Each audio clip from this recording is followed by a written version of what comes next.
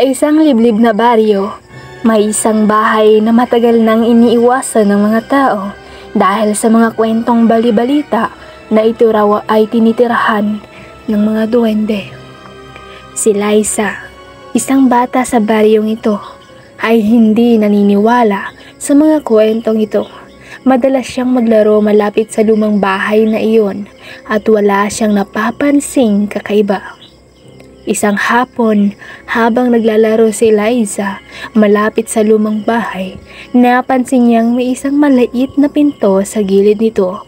Tinukoy niya at dahan-dahang binuksan ang pinto.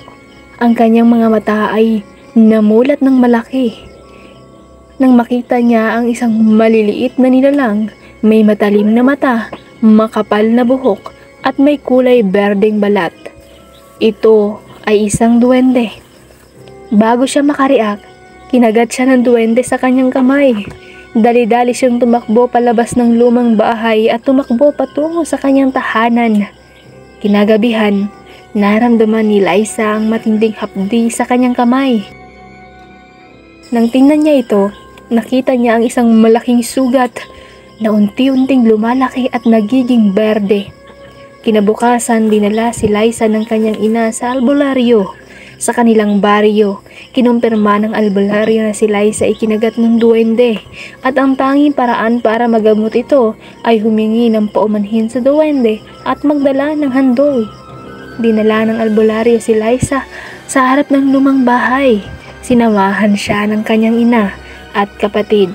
Dahan-dahang nilapitan nila ang maliliit na pinto at kumatok. Pagbukas ng pinto, lumitaw ang duwende na nakatingin kay Liza. Sa mata ng duwende, makikita mo ang galit pero may halong kalungkutan. Lumahod si Liza sa harap ng duwende at humingi ng tawad. Dinala rin niya ang mga handog tulad ng bunga at bulaklak.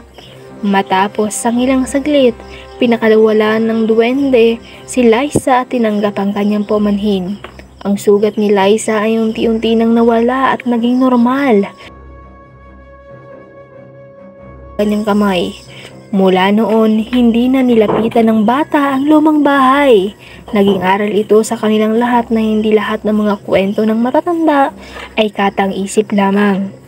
Ang mga duwende ay totoo at kailangan silang igalang at irespeto.